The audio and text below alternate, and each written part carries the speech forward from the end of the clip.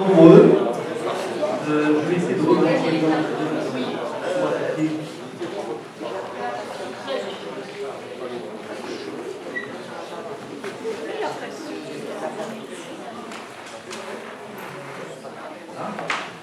Donc, voilà.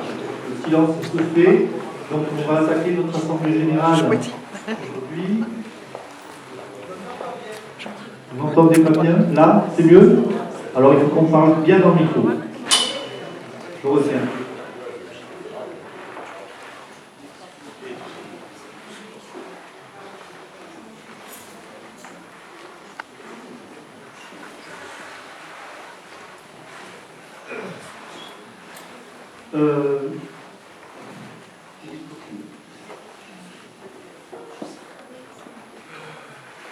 Alors déjà, donc je vous remercie d'être tous nombreux. Je remercie aussi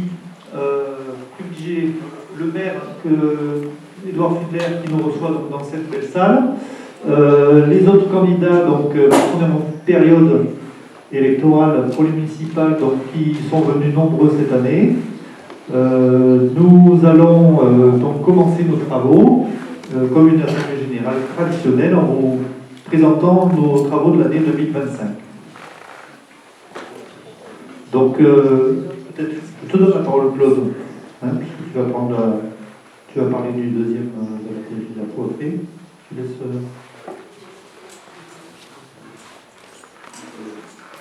Bonsoir à tous.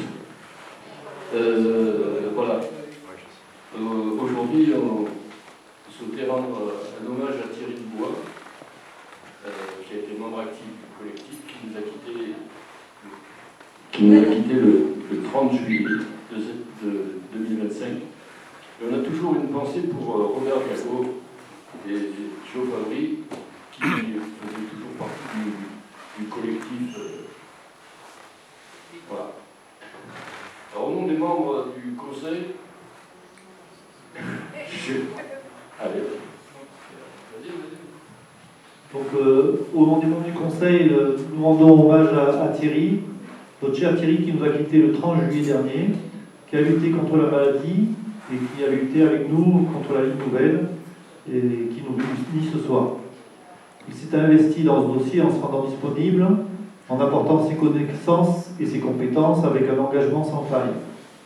Thierry avait rejoint le groupe d'amis que nous avons fini par devenir, ajoutant son humour, sa bonne humeur, parfois ses colères aussi, sans oublier ses réflexions pertinentes dans le domaine juridique. Nous avions pu également apprécier son goût pour la culture, la musique, la littérature et l'histoire, lui qui s'était intéressé à l'écriture et essayé à l'exercice de la conférence.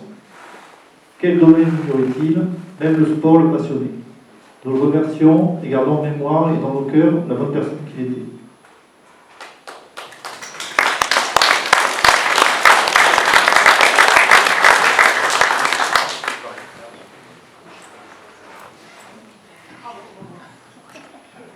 Alors, l'ordre du jour, rapport d'activité du bilan moral 2025 et les votes, le bilan financier, le conseil d'administration, les élections et les questions d'US.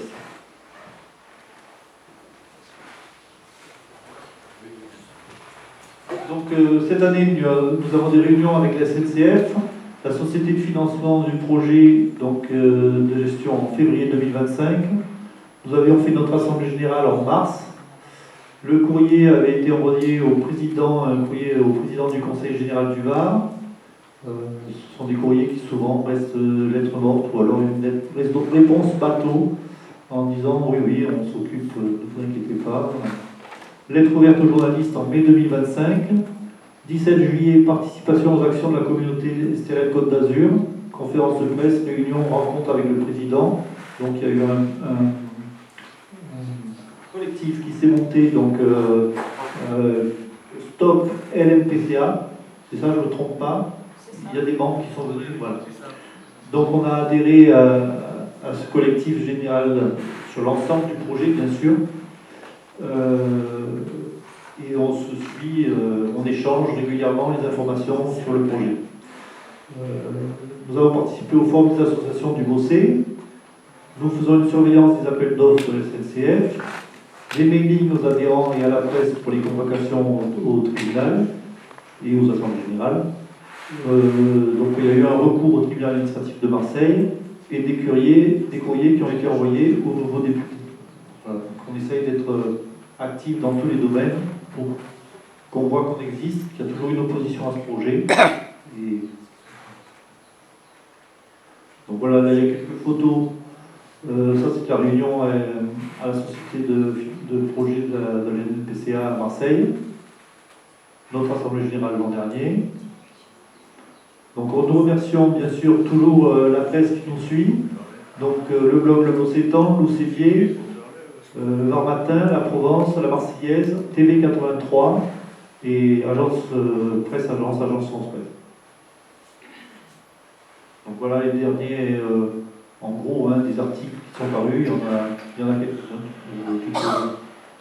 C'est comme on a une assemblée générale qui est souvent longue, voilà, vous voyez. On ne va pas relire les articles. Donc, on a fait un recours au tribunal administratif, puisque c'était la seule phase légale de ce projet, en fait. Depuis des années, on a eu une concertation, et la seule manière de s'opposer, à part de manifester un petit peu dans le vent, c'était d'attendre qu'il y ait un acte légal qui soit posé sur ce projet. Donc, nous avons, avec la Confédération Paysanne du Var, avec Région et Peuple Solidaire, Résol 21, l'Evan Bandol, et donc nous avons choisi comme avocat Maître Dragon. Nous avons fait un mémoire déposé en décembre 2022. Et donc 2025 a été l'année où il y a eu le jugement et une réponse défavorable, une décision défavorable. Donc en fin d'année, nous sommes décidés à poursuivre la partie légale contre ce projet. Donc ça, c'est la photo du jour de l'audience. On avait bien rempli la salle, mais ça n'a pas suffi pour influencer le juge. Donc, en gros, sur le mémoire en réponse de la SNCF, ils disent que l'information du public avait été régulière, que l'analyse de l'impact sur l'environnement a été faite, et comme il faut, que notre requête était irrecevable, et que le financement tenait la route, même si, effectivement, nous, on vient sur le contraire. Donc là, le jugement a dit que la requête était recevable. Le public avait été régulièrement informé par la concertation continue, alors qu'on se rend compte, à chaque fois qu'on discute avec quelqu'un, vous pouvez d'ailleurs faire l'expérience, demander aux gens qui sont autour de vous, les gens ne sont pas au courant. Les impacts environnementaux sont acceptables par rapport aux bénéfices attendus, puisque SNCF nous dit qu'il y a 20 minutes qui vont être gagnées sur chaque train qui vont passer dans Marseille, et que rien que ça, c'est très bénéfique pour l'environnement, et que je crois qu'ils disent qu'il va y avoir un transfert de 64% des gens qui vont prendre le train et laisser leur voiture. Et non, sans aucune justification, bien sûr. Pas de réponse sur les dangers, donc il y a une faille sismique du cerisier qui est, d'après le document que l'on a eu d'un géologue donc de renommée internationale, il y a une faille sismique qui est en pression, donc c'est-à-dire qu'ils disent qu'elle est potentiellement très dangereuse le jour où la pression va lâcher, mais ça, ils n'en ont pas tenu compte du tout, et pas de réponse sur l'absence de financement européen. Donc les dernières actualités, on peut voir que Reporter a interviewé Philippe Tavarot, qui nous annonce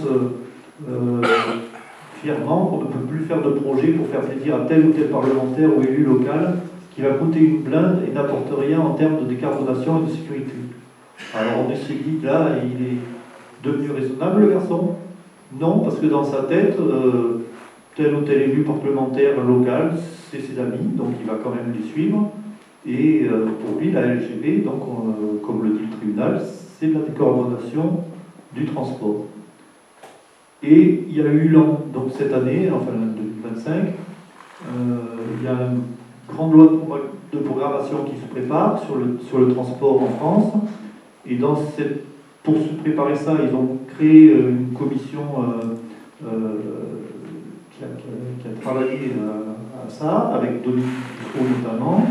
Ils ont 34 experts qui se sont réunis, qui ont réfléchi, et ce qu'il en ressort, de ce qu'on peut lire dans personne personne qui fait partie de ce réseau-là, des gens intéressants et intéressés par le ferroviaire sur LinkedIn. Quand c'est un lien, d'ailleurs c'est un réseau social, je vous intéresse, je vous indique qu'il faudrait y aller.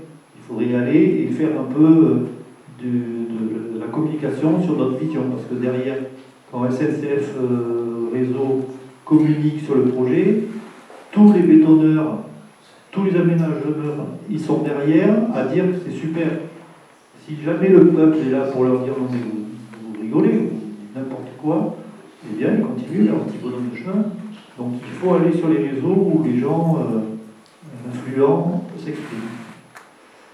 Donc ils ont dit qu'il y avait un consensus pour donner la priorité à la régénération de ce patrimoine et mettre en pause le développement des réseaux. Donc on voit bien qu'il y a un gros souci avec le réseau ferroviaire en France. Farandou a indiqué, donc, qui était le PDG de SNCF Réseau, de SNCF, indiqué qu'il fallait 100 milliards pour éviter que l'ensemble du réseau s'effondre, parce que garder des lignes anciennes qui vieillissent, et bien, au bout d'un moment, les accidents arrivent et il faut tout rénover d'un coup. Faire une ligne nouvelle, c'est pas faire une ligne nouvelle qui va être sans entretien, c'est une ligne nouvelle qui va rajouter encore des coûts à l'entretien. Donc ça veut dire qu'on se met dans une impasse en continuant à faire des lignes nouvelles.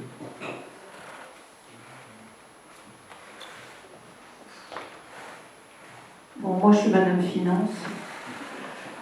Donc, vous voyez un petit peu ce qu'on a comme recette. Au point de vue dépenses, c'est vrai qu'on a un site internet qui coûte un petit peu cher. La Poste, alors, cette année, enfin l'année dernière, la Poste nous a coûté très cher parce que comme tout le monde ne nous donne pas les mails, on a dû envoyer à ceux qui n'avaient pas de mail une lettre. Donc, mise sous pli, timbre, etc. Donc, c'est vrai que l'année dernière, on a dépensé beaucoup au point de vue poste. L'avocat. Donc, nous avons 1 500 € pour notre avocat. Et comme nous avons perdu notre recours, on a été obligé de payer 1 500 € à la SNCF, enfin aux avocats de la SNCF. La première fois qu'on avait déposé un recours contre l'utilité de la ligne nouvelle, on avait perdu, mais la SNCF ne nous avait rien demandé. Bon, cette année, nous avons demandé 1 500 €. Peut-être que l'année prochaine, ils vont demander plus. Ou alors c'est nous qui demanderons plus, puisqu'on peut gagner. Voilà, donc nous avons le livret A, le compte courant et en caisse, voilà. On va voter. Alors, les comptes sont soumis à l'approbation des adhérents, donc ceux qui sont contre, levez le doigt, ce sera plus facile. Bon, tout le monde est pour. Il y en a qui s'abstiennent. Ah, il y en a un qui s'abstient. Bien. Le montant des cotisations, donc cette année, c'est pareil, c'est minimum 5 € et 25 € pour les associations. Alors c'est vrai qu'avant, on demandait beaucoup plus aux associations, mais toutes les associations ont des problèmes d'adhérents. Donc depuis 2 ans, on a diminué la cotisation pour les associations.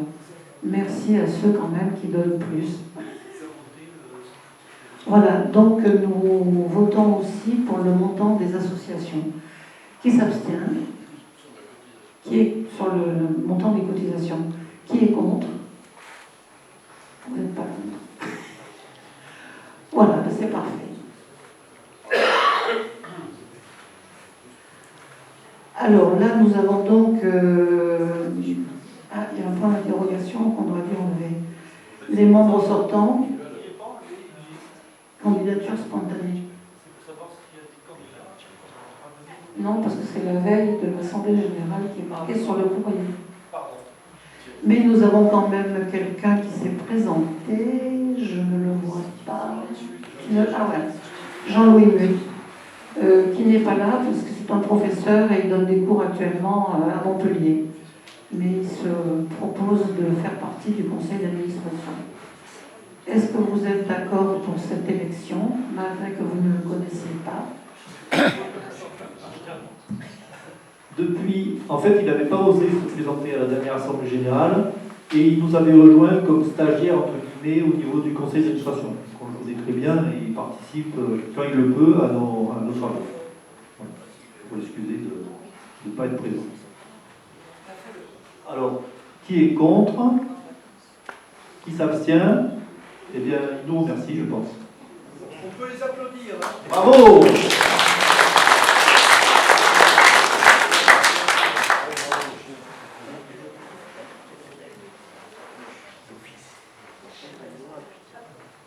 Alors, donc des fois, les gens nous disent ah, mais il n'y a pas d'argent, ça ne va pas se faire.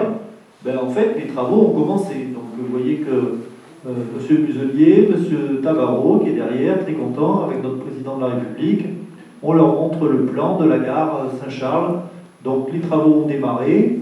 Les phases 2, 1 et 2 qui visent à améliorer le déplacement du quotidien, c'est ce qu'on nous dit. Hein, donc et les liaisons longue distance, quand même, et européennes. Les travaux de plusieurs opérations de la phase 1 ont démarré en 2025 et vont l'être début de 2026 dans les 3 départements littoraux de la région. Donc c'est la technique qu'on vous précise chaque année en disant ils commencent par les bouts, comme ça les opposants qui sont les parties qui sont traversées ne peuvent rien dire quasiment, hein, puisqu'on ne voit rien, on n'a pas les camions qui vont déplacer les gravats, on n'a rien. Donc c'est le piège. Donc, rappel sur le financement rapide, hein, c'est 40% par l'État, 40% par les collectivités de Provence-Alpes-Côte d'Azur, donc métropole, département, la région, communauté d'agglo, 20% restants qui devaient être donc, demandés à l'Europe. Pour l'instant, le prochain plan européen, c'est 2028, donc pour l'instant, il n'y a rien de ce côté-là. Ils ont eu peut-être 5% pour payer une partie des travaux de la gare de Nice. Et en attendant, donc, ils ont créé une société donc, de financement qui récupère tous ces fonds et qui oriente après les dépenses en fonction des travaux qu'ils lancent. Donc il y a eu une modification du protocole signé par l'ensemble des collectivités territoriales pour aller jusqu'à 50%, pour justement combler le trou laissé par l'Europe. Donc, et on nous parle de plus en plus, là on a entendu parler de à nouveau de partenariats public-privé. Donc comme on le sait, les partenariats public-privés, non seulement on n'a pas l'argent, donc ça veut dire qu'on a les coûts des travaux à financer, mais en plus le crédit, puisque l'entreprise qui avance les travaux, elle va se rétribuer aussi sur les fonds qu'elle bloque pour ça. Le tribunal avait dit que le budget était acquis. Le budget n'est pas acquis puisque les 20% de l'Europe n'ont toujours pas été reconnus. Donc, on a été condamné sur une fake news. Vous avez le montant, M.